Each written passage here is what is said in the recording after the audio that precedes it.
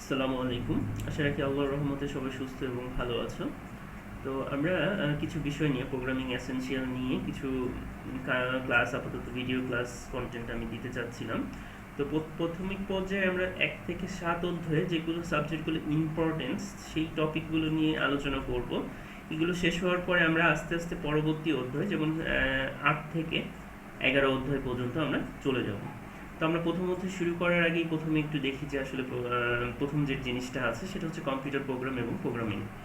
তো এখানে আমরা একটু দেখি কম্পিউটার প্রোগ্রাম এবং প্রোগ্রামিংটা কি।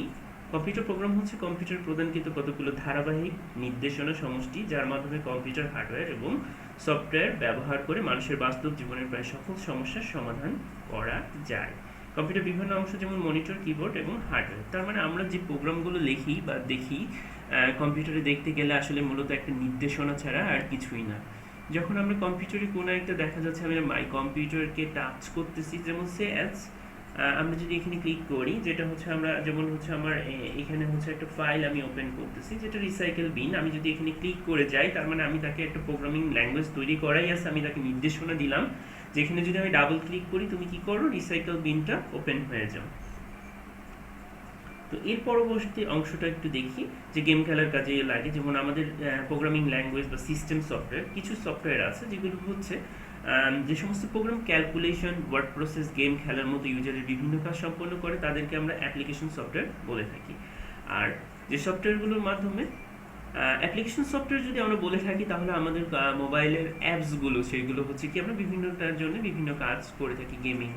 আর যেসব প্রোগ্রামের মাধ্যমে কম্পিউটার নিজেকে ম্যানেজ করে, অথবা আমরা যদি এখন কি ইউজ করি, অ্যান্ড্রয়েড সফটওয়্যার ইউজ করতেছি, সেটা হচ্ছে কি ম্যানেজ করতেছে, তাহলে উইন্ডোজ, লিনাক্স, ইউনিক্স, এগুলো হচ্ছে কি আমাদের সিস্টেম সফটওয়্যার। তো এরপরে আসি আমরা কম্পিউটার প্রোগ্রামিং বিভিন্ন উদাহরণ এখানে আমরা দেখতে পাচ্ছি, Excel, Illustrator, media player, Mozilla. Programming কি বলছে? কম্পিউটার ব্যবহার করার মূল উদ্দেশ্য হচ্ছে কি আসলে আমরা সমস্যার সমাধান করা। সমস্যা সমাধানের অন্যতম উপায় হচ্ছে প্রোগ্রামিং। সাধারণত কম্পিউটার ব্যবহার করে পদ্ধতিগত সমাধান প্রক্রিয়াকেই কি বলা হচ্ছে? প্রোগ্রামিং। প্রোগ্রামিংয়ের মাধ্যমে জটিল সমস্যাগুলি অল্প সময় এবং সহজে সমাধান করা যায়। কম্পিউটারের পরিভাষায় কোনো সমস্যা সহজে সমাধানের উদ্দেশ্যে সম্পাদনের অনুক্রমে প্রদত্ত ধারাবাহিক নির্দেশ বা নির্দেশাবলী সাজানোর কৌশলকেই বলা হচ্ছে কি প্রোগ্রামিং। তো চিন্তা করো, আমরা যদি কোনো একটা কারণে, এখানে গুগল আছে, গুগলে যদি কোনো একটা সার্চ দিচ্ছি, সার্চ দিলে কয়েক সেকেন্ডের মধ্যে আমরা কি করতেছি, সব কিছু কি করতে পারতেছি, আমাদের উইন্ডোজ শো করতেছে। যদি আমরা ফেসবুক সার্চ করি, সে সরাসরি আমাকে কি করে দিচ্ছে, ফেসবুকে নিয়ে যাচ্ছে। তাহলে এই কাজগুলো কিভাবে সম্ভব হতো? এখানে তো অনেকগুলো পেজ আছে, এখান থেকে কি করো, আমি তাকে নির্দেশনা দিয়েছি শুধু তুমি কি ওপেন করো, ফেসবুক। সে কি করে দিল, ফেসবুকটা ওপেন করে দিচ্ছে বা অন্য ফাইলগুলো ওপেন করে দিচ্ছে। তো আমরা একটু দেখি দৈনন্দিন জীবনে আমরা আমাদের সাথে যোগাযোগ, বিভিন্ন রকম সমস্যা সমাধানের জন্য নানা ধরনের ভাষা বা ল্যাঙ্গুয়েজ ব্যবহার করতেছি। এসব ভাষাকে হিউম্যান ল্যাঙ্গুয়েজ ভাষাকে হিউম্যান ল্যাঙ্গুয়েজ বলতেছে। উদাহরণস্বরূপ বাংলা, ইংরেজি, আরবি, ফার্সি, গ্রিক, ল্যাটিন ইত্যাদি বলা যেতে পারে। প্রতিষ্ঠার প্রয়োজন হয়, আর যে মাধ্যমে মানুষ কম্পিউটারের নির্দেশনা, ইনস্ট্রাকশন, তার মধ্যে আমরা একটু দেখি। তো কম্পিউটার ব্যবহার করে সমস্যা সমাধানের জন্য মানুষ কম্পিউটারের মধ্যে যোগাযোগ প্রতিষ্ঠানের প্রয়োজন হয়, যার মাধ্যমে মানুষ কি করে, কম্পিউটারকে বিভিন্ন নির্দেশনা প্রদান করতে পারে। আর কম্পিউটার এবং কম্পিউটারের মধ্যে যোগাযোগের প্রতিষ্ঠার পর বিভিন্ন সমস্যা সমাধানের নিমিত্তে বিভিন্ন ধরনের ল্যাঙ্গুয়েজ ব্যবহার করা হয়। এসব ভাষাগুলি মূলত প্রোগ্রামিং ল্যাঙ্গুয়েজ। কম্পিউটার ব্যবহার করে কোনো সমস্যা সমাধানের নিমিত্তে যে ভাষা ব্যবহার করে প্রোগ্রাম বা সফটওয়্যার সমূহ রচনা করা হয়, সেই ভাষাকে আমরা কি করতে পারি, প্রোগ্রামিং ল্যাঙ্গুয়েজ বা ভাষা বলতে পারি। এর মধ্যে আমরা বলতে পারি Fortran, COBOL, BASIC, C, C plus plus, C sharp, Java, Oracle, Pascal ইত্যাদি। তো আমরা এখানে আজকে যে বিষয়গুলো দেখব, আসলে প্রোগ্রামিং ল্যাঙ্গুয়েজকে কয়টা ভাগে ভাগ করা যাচ্ছে সেটা একটু দেখি আমরা। আসলে প্রোগ্রামিং ল্যাঙ্গুয়েজ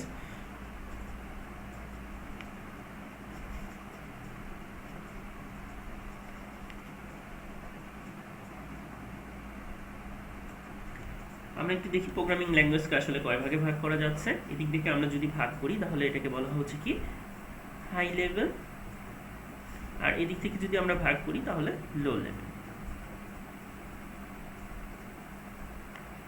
তাহলে দুই ভাগে প্রোগ্রামিং ল্যাঙ্গুয়েজকে দুই ভাগে ভাগ করতেছে, একটা হচ্ছে হাই লেভেল এবং লো লেভেল। তো লো লেভেল ল্যাঙ্গুয়েজকে আমরা আরও দুইটা ভাগে ভাগ করে যেতে পারি। সেটা হচ্ছে কি মেশিন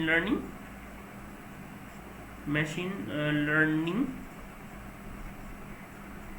আরেকটা হচ্ছে অ্যাসেম্বলি ল্যাঙ্গুয়েজ। এখন কোনো কারণে তোমাকে যদি বলা হয়, দেখা যাচ্ছে আমরা কোথায় আছি, ধরো চায়নাতে আমি গেলাম বা কেউ গেল চায়নাতে, কোনো কারণে চাইনিজ ল্যাঙ্গুয়েজকে আমরা বিভিন্ন প্রোগ্রাম দেখতে পাচ্ছি যেগুলো কি হচ্ছে ট্রান্সলেটর করে দিচ্ছে, তাই না?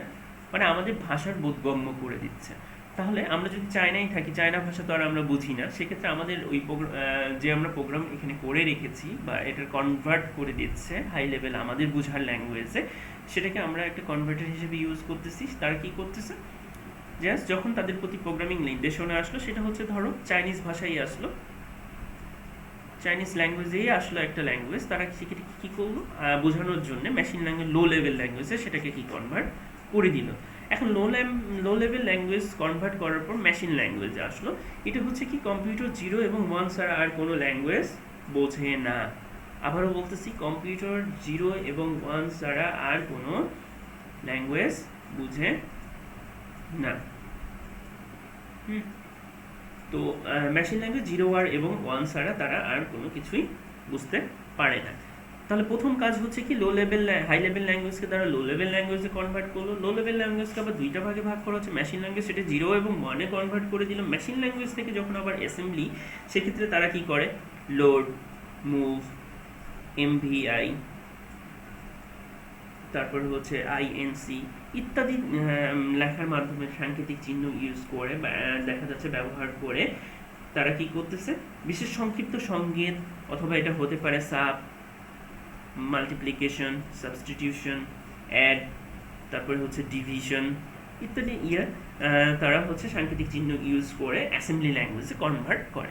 তার মানে যখন অ্যাসেম্বলি ল্যাঙ্গুয়েজে কনভার্ট হয়ে গেল, তাহলে সেটা কি করলো, কম্পিউটারের সিপিইউ বলো অথবা মেইন মেমোরি প্রসেসর সেটাকে রিড করে কি করে দিল, হাই লেভেল ল্যাঙ্গুয়েজটাকে লো লেভেল ল্যাঙ্গুয়েজে কনভার্ট করার পর সে কি করলো, এটাকে প্রসেস করে দিল। সে আজ আমি যদি এটাকে ধরি 4 + 3 = কত হবে, 7, তাহলে সে কি করলো, প্রথমে আমি এখানে ক্যালকুলেটর ইউজ করে 4 + 3 কি করলাম, অ্যাড করে দিলাম, সে আমাকে রিপ্রেজেন্ট করলো 7। কিন্তু মেশিন ল্যাঙ্গুয়েজের ক্ষেত্রে আমরা যদি এটা করি, আসলে কাজগুলো কোথায় ঘটে, সিপিইউতে এই কাজগুলো ঘটে থাকে। তাহলে প্রথমে অংশে সে কি করলো, 4 এর বাইনারি করে ফেললো, 3 এর বাইনারি করলো, হ্যাঁ, তারপরে তাকে বলা হয়েছে এটা অ্যাড করো, তাহলে সামেশন করে দিল কি, বাইনারি ভাবে তাকে 7 সামেশন করে দিল। এরপরে দেখো আসলে অ্যাসেম্বলি, এটাকে আবার ছোট ক্ষেত্র ভাগ করে সে অ্যাসেম্বলি ল্যাঙ্গুয়েজ। এখন আমরা যদি লো লেভেল ল্যাঙ্গুয়েজ থেকে চলে যাই, প্রথমে কি হলো, অ্যাসেম্বলি ল্যাঙ্গুয়েজে সে কনভার্ট হয়ে এইগুলোকে প্লাস, যেহেতু এটা প্লাস চিহ্ন আমরা ইউজ করি, তাহলে অবশ্যই এখানে কি ইউজ করব, অ্যাড হয়ে তারপরে কি গেল, মেশিন ল্যাঙ্গুয়েজে সেটাকে 0 1 এ কনভার্ট হয়ে গেল, লো লেভেল ল্যাঙ্গুয়েজে চলে আসলো, এখান থেকে আবার কি হাই লেভেল ল্যাঙ্গুয়েজে কনভার্ট হয়ে চলে আসলো। সেখানে আমরা দেখতে পাচ্ছি কি 4 + 7 3 = কি হচ্ছে 7। তাহলে এইভাবে মূলত প্রোগ্রামিং ল্যাঙ্গুয়েজগুলো অনুবাদক হিসেবে বিভিন্নভাবে কাজগুলো করতে থাকে। এরপরের অংশটুকু আমরা একটু আসি, যেটা হচ্ছে প্রোগ্রামিং ল্যাঙ্গুয়েজের অনেকগুলো প্রজন্ম আছে, যেগুলো আমরা অনেক আলোচনা করেছি, আমরা ওইদিকে যাব না। তো আমরা একটু নিজের কিছু দিকে জিনিস আসি, অনুবাদক প্রোগ্রামিং কাকে বলা হয়। তো একটু দেখি, অ্যাসেম্বলি ল্যাঙ্গুয়েজ বা হাই লেভেল ল্যাঙ্গুয়েজে লিখিত সোর্স প্রোগ্রাম কম্পিউটার বুঝতে পারে না, ঠিক আছে, কম্পিউটার কি করবে, বুঝতে পারে না, কারণ কম্পিউটার কেবল কি মেশিন লার্নিং 0 এবং 1 বুঝতে পারে, যেটা আমরা কিছুক্ষণ আগে অলরেডি আলোচনা করে বসে আছি। তো আমরা একটু দেখি নিচের, আবার অনুবাদককে আমরা কয়টা ভাগে ভাগ করতে পারছি, 3টা ভাগে। একটা হচ্ছে কি অ্যাসেম্বলার, একটা হচ্ছে কম্পাইলার, আর একটা কি হচ্ছে ইন্টারপ্রেটার।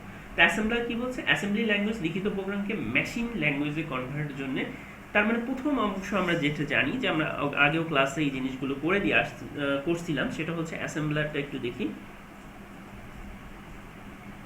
এরপরের অংশটুকু কি হচ্ছে, কম্পাইলার, তারপরের অংশ হচ্ছে ইন্টারপ্রিটার।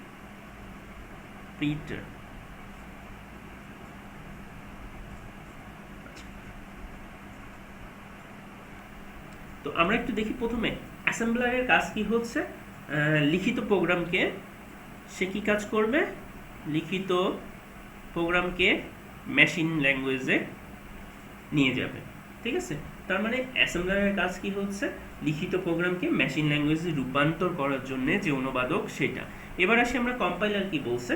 কম্পাইলার হচ্ছে এমন এক ধরনের অনুবাদ যে হাই লেভেল ল্যাঙ্গুয়েজকে লিখিত, তার মানে লিখিত ল্যাঙ্গুয়েজকে একসাথে, আবারও বলতেছি, লিখিত ল্যাঙ্গুয়েজকে একসাথে, তার মানে সেম জিনিস, লিখিত ল্যাঙ্গুয়েজকে একসাথে কোথায় নিয়ে যাবে, মেশিন ল্যাঙ্গুয়েজে সেটাকে কি করবে, কনভার্ট করবে। এবার আসি আমরা ইন্টারপ্রেটারের ক্ষেত্রে কি বলছে। তো যে অনুবাদক প্রোগ্রাম হাই লেভেল ল্যাঙ্গুয়েজকে লিখিত প্রোগ্রামের সোর্স কোডকে লাইন বাই লাইন করে, তার মানে এটাকে কি করতেছে, লাইন বাই লাইনে সে কি করতেছে, ভাগ করে দিচ্ছে, এক্সিকিউট করতেছে। প্রথম অবস্থায় আসি আমরা, অ্যাসেম্বলারের কাজ কি হচ্ছে, লিখিত প্রোগ্রামকে মেশিন ল্যাঙ্গুয়েজে করতেছে, রূপান্তর করতেছে সরাসরি। এবার আসি কম্পাইলার কি করতেছে, লিখিত প্রোগ্রামকে একসাথে মেশিন ল্যাঙ্গুয়েজে কনভার্ট করতেছে। আর ইন্টারপ্রেটারের কাজ কি হচ্ছে, লাইন বাই লাইন সে কি করতেছে, সোর্স কোডকে মেশিন ল্যাঙ্গুয়েজে রূপান্তর করে। যদি কোনো ভুল থাকে সে কি করে, আবার সংশোধন করে পরবর্তী লাইনে কাজ করে। তো আমরা পরবর্তী ধাপগুলোতে একটু যাই, আমরা একটু দেখি খুব ইম্পর্টেন্স একটা পার্ট, সেটা হচ্ছে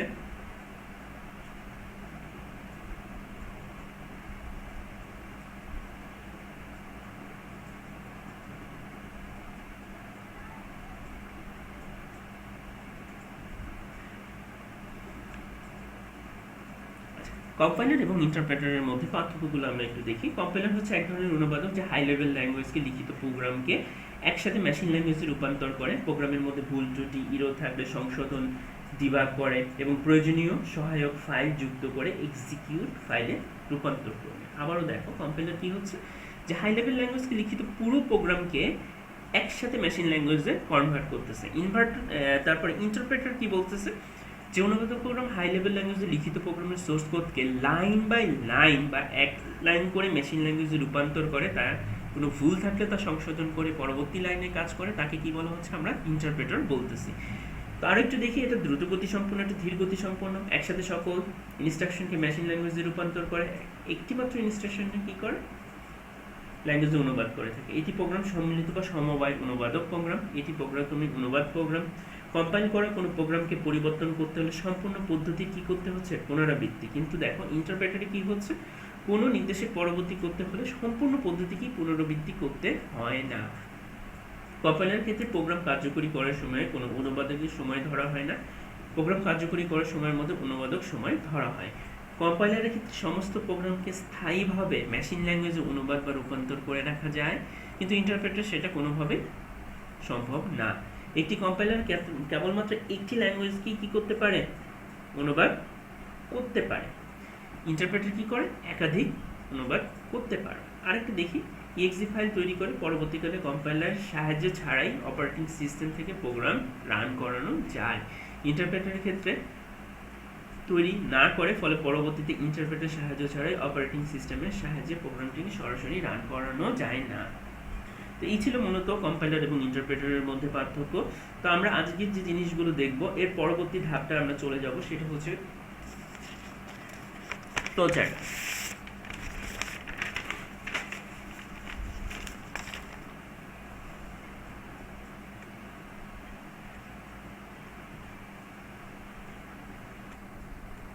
ধরো আজকে আমরা যে আরেকটা বিষয়, যে টপিক নিয়ে কথা বলবো, অ্যালগরিদম এবং ফ্লোচার্ট। আসলে অ্যালগরিদমটা কি জিনিস, যেটা হচ্ছে কোনো সমস্যা সমাধানের পূর্বে সমস্যা সমাধানের জন্য প্রয়োজনীয় আমরা কিছু পদক্ষেপ নিই। যেমন আমরা প্রথম দিনেই বলেছিলাম যে তুমি যদি একটা কাজ করো, ঢাকা থেকে রাজশাহী যাবা, এই রাজশাহী যাওয়ার জন্যে তোমাকে কি কি অবলম্বন করতে হবে। দেখা যাচ্ছে প্রথমে কাজ কি হচ্ছে, ঢাকা থেকে রাজশাহী যাচ্ছ, তো ঢাকা থেকে তুমি কোথায় যাচ্ছ, আমি যদি সিএস ধরি, এটা হচ্ছে আমাদের ঢাকা, এই ঢাকা থেকে তুমি যাচ্ছ রাজশাহী। তো ঢাকা থেকে রাজশাহী যাওয়ার জন্য অবশ্যই তোমাকে কি করতে হবে, ব্যাগ গোছাইতে হবে। ব্যাগ গোছানোর পরে সে কি কাজ কি হচ্ছে, তোমাকে হয়তো বা বাসের টিকিট অথবা এয়ার টিকিট কাটতে পারো, অথবা রেল টিকিট কাটতে পারো। সেই প্রসেসগুলো, রেল টিকিটগুলো কাটা শেষ হয়ে গেল, এরপরে তোমার কি হচ্ছে, নির্দিষ্ট সময়ে যে অবশ্যই তোমাকে কি করতে হবে, বাস স্ট্যান্ডে পৌঁছাইতে হবে। ক্লিয়ার? সেখানে অবশ্যই কি থাকতে হবে, গাড়ি থাকতে।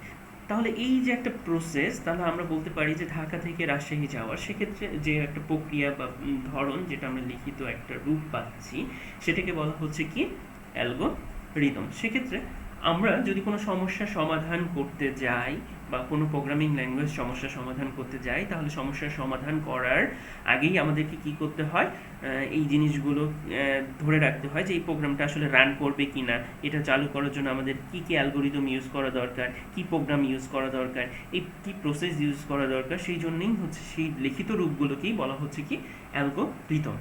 আর সেগুলোকে যদি আমরা চার্টের মাধ্যমে অথবা চিত্রের মাধ্যমে প্রকাশ করি, সেটা কি হচ্ছে ফ্লো চার্ট। তার মানে এর মধ্যে সহজ একটা উদাহরণ কি হচ্ছে অ্যালগোরিদমের, অ্যালগোরিদম হচ্ছে লিখিত রূপ আর ফ্লো চার্ট হচ্ছে কি চিত্রিত রূপ। তো প্রথম অবস্থায় দেখো, যদি ফ্লো চার্ট তুমি করতে যাও তাহলে আমাদের কিছু প্রসেস লাগে, সেটা হচ্ছে কি এই চিহ্নটাকে বলা হচ্ছে, গোল চিহ্নটাকে, সেটা হচ্ছে স্টার্ট। তবে আরেকটা চিহ্ন আছে, সেটাকে বলা হচ্ছে কি আমাদের ইন্ট। তাহলে এটাকে বলা হচ্ছে স্টার্ট। সামন্তরিক চিহ্নটা দিয়ে বলা হচ্ছে আমরা কোনো প্রক্রিয়ায় ইনপুট অথবা আউটপুট নিচ্ছি। চতুর্ভুজ এটা, আয়তক্ষেত্র যেটা হচ্ছে সেটা কি হচ্ছে প্রসেস। এই চিহ্নটা দ্বারা আমরা কি বুঝতেছি, সিদ্ধান্ত গ্রহণ। আমরা কিভাবে সিদ্ধান্তটা, সেক্ষেত্রে ইফ ইলস আমরা অলরেডি দেখে আসছি। এটা হচ্ছে নির্দেশনা, কোথা থেকে কোথায় যাবে, কোন দিক থেকে কোন দিকে যাবে। আর এই প্রসেসটাকে বলা হচ্ছে কি ইন। তো আমরা কিছু অ্যালগোরিদম এখন একটু দেখব যে আসলে কিভাবে কাজ করতেছে। তো এইখানে প্রথম অবস্থায় আমরা একটু দেখি যে লিখিত রূপ, দুইটাই দেখব যে লিখিত রূপ এবং ফ্লো চার্ট কি বলতেছে। তো প্রথম অবস্থায় একটু দেখি আমরা প্রোগ্রামের শুরু, স্টার্ট। তো এখানে যে কাজগুলো করছে, আমরা জানি কোনো সমস্যা দুটি সংখ্যার যোগফল, তাহলে যোগফল করার জন্য আমরা প্রথম কাজ কি হচ্ছে, প্রোগ্রামটা শুরু, দুটি যোগফল কি কি ইনপুট নিচ্ছি সেই ইনপুট চিহ্নটাও আমরা দেখাইলাম। হ্যাঁ, এরপরে কোনো কিছুর সামেশন তৈরি করব, সেই জন্য সাম, এটাকে বলা হচ্ছে প্রসেস। এবং সেটা কি করব, আউটপুট, ফলাফল হচ্ছে আউটপুট। এবং প্রোগ্রাম শেষ হচ্ছে, সেটাকে বলা হচ্ছে ইন্ট।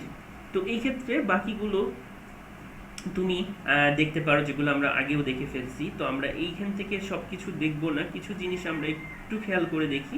যেমন বৃত্তের ক্ষেত্রফলও যদি আমরা প্রকাশ করতে পাই, তাহলে আমরা একটু দেখি যে স্টার, রেডিয়াস, ইনপুট কি কি নেব, শুধুমাত্র আর, মানে পাই আর স্কোয়ার। তো এখানে কনস্ট্যান্ট আরেকটা মান, সেটা কি নিছি আমরা, পায়ের মান আমরা সবাই জানি 3.1416, এটা ডিক্লারেশন করে নিতে হয়। নির্ণয় ক্ষেত্রফল নির্ণয়, সার্কেল পাই আর আর ক্ষেত্রফল অথবা সার্কেল এরিয়া প্রদর্শন, এবং প্রোগ্রাম কি করবে, ইন্ড করে দিবে। সেক্ষেত্রে আমরাও দেখি এখানে স্টার্ট চিহ্ন, সেম জিনিস, ইনপুট, প্রসেস, প্রসেস, আউটপুট, দেন হচ্ছে কি ইন্ড। তো এরপরে আমরা আরেকটা ল্যাবে অলরেডি এগুলোর কোড করে ফেলছি। তারপরে আমরা একটু দেখি যে সেন্টিগ্রেড থেকে ফারেনহাইট, ইম্পর্টেন্স একটা টপিক আমাদের মাঝে আসছে। তো এটা আমরা একটু দেখি যে আমরা আসলে সূত্রটা সবাই করেছি ফিজিক্সে। তো একটু দেখি আমাদের মূল সূত্রটা কি, c/5 = f - 32 / 9। তো এটাকে যদি আমরা একটু কনভার্ট করি, তাহলে 9c = 5 f মাইনাস, দেখো, তো আমরা যদি এটাকে কনভার্ট করি 5f - c, বা এখানে যদি শুধুমাত্র c দিই, তাহলে 5/9 f - 32। তাহলে এটা যদি আমাদের ফারেনহাইট দেওয়া থাকে, এই সূত্রটা যদি আমাদের ফারেনহাইট দেওয়া থাকে, তাহলে আমরা কি করতে পারবো, সেন্টিগ্রেড বের করতে পারবো। আবারও বলি, যদি আমরা এখানে ফারেনহাইট দেওয়া থাকে, ফারেনহাইটের মানটা আমরা কি থাকবে, ইনপুট আকারে থাকবে। তাহলে আমরা কোথায় যাব, এই ক্যালকুলেশন করার পরে আমরা সেন্টিগ্রেডে চলে যাব। এবার আসি সেন্টিগ্রেড থেকে ফারেনহাইট কিভাবে রূপান্তর করব। 5, এই প্রসেসটাকে আমরা একটু দেখি, 5f - 32 = 9c, বা আমরা এটাকে করতে পারি f - 32 = 9c/5, অথবা বা f এটা সম্ভবত আসে 1.8c + 32। তার মানে এখানে যদি আমরা পাই, তাহলে এই ক্ষেত্রে আমরা কি করতে পারি, তোমার হচ্ছে সেন্টিগ্রেডের মান এখানে কি থাকবে, ইনপুট থাকবে হচ্ছে সেন্টিগ্রেড, এটা থাকবে হচ্ছে ইনপুট, আর আমরা পাবো কোথায়, ফারেনহাইট। তো আমরা এখন একটু কাজগুলো দেখি, অঙ্কগুলো।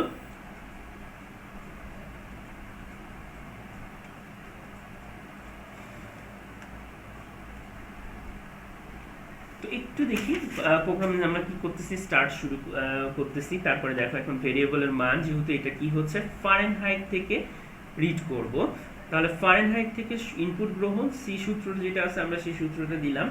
এরপরে মান আউটপুট প্রোগ্রাম, এখানেও সেম জিনিস, স্টার্ট, ইনপুট আমরা নিয়েছি, প্রসেস, আউটপুট এবং ইন্ট। এরপরেরটা একটু দেখি আমরা, তিনটা সংখ্যা থেকে সবচেয়ে বড় সংখ্যা বের করার যে রুলসটা।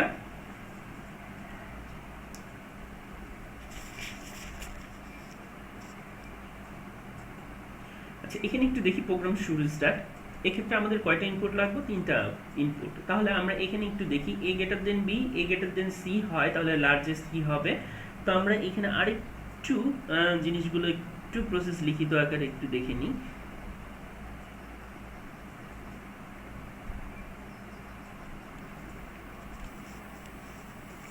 আচ্ছা, এখানে প্রথম সূত্রটা কি বলছে আমাদের, a যদি গ্রেটার দেন b হয় এবং a গ্রেটার দেন c হয় তাহলে আমার কি হবে? a। তাহলে আমি একটু তোমাকে দেখাই যে হচ্ছে আমার 5 7 9 বা 8 5। তাহলে এটা একটু দেখি আমরা প্রথমে কি চিহ্ন করব। এটাকে যদি আমি a দিয়ে করি, এটাকে যদি b দিয়ে করি, তাহলে এটাকে c দিয়ে করি, তাহলে এক্ষেত্রে প্রথম অবস্থায় কি আছে? আমাকে অবশ্যই a বড়। এর পরবর্তী ধাপটা আমি একটু দেখি, b greater than c, b greater than c অথবা b গ্রেটার দেন a। এবার দেখো, যদি b গ্রেটার দেন b কি হবে? c এর চেয়ে যদি বড় হয় এবং bটা, এক্ষেত্রে আমরা যদি এই কাজটা একটু দেখি 7 8 5, এক্ষেত্রে একটু দেখো যে যদি b বড় হয় কার চেয়ে? c এর চেয়ে, a b c। তাহলে b বড় কার? c এর চেয়ে, এবং b বড় কার চেয়ে? a এর চেয়ে। তাহলে এই দুটো যদি তফাৎ হয়ে যায় তাহলে আমরা তখন কি বলতে পারি? b বড়। আদার্স কি বলবো? c বড়। আবারও একটু খেয়াল করি, a greater than b, a greater than c, clear? a greater than b, a greater than c যদি হয় তখন কি বলতেছি? a বড়। তো আমরা প্রথম উদাহরণটা দেখি 8 7 5, এখানে a b এবং c বলে নিয়েছি। তাহলে এই ক্ষেত্রে আমরা দেখব কি a এর চেয়ে b বড় কিনা। অবশ্যই দেখতেছি কি বড়, এবং c ও ছোট কাছে এর চেয়ে, ঠিক আছে? সেক্ষেত্রে কি বলতে পারি? a বড় অবশ্যই। এবার এই উদাহরণে আসি আমরা, এখানে দেখব কি b বড় c এর চেয়ে, অবশ্যই b বড় কাছে c এর চেয়ে, আবার b বড় কাছে এর চেয়ে, তাহলে বলতে পারি কি এখানে b বড়। আদার্স কি বলবো? c বড়।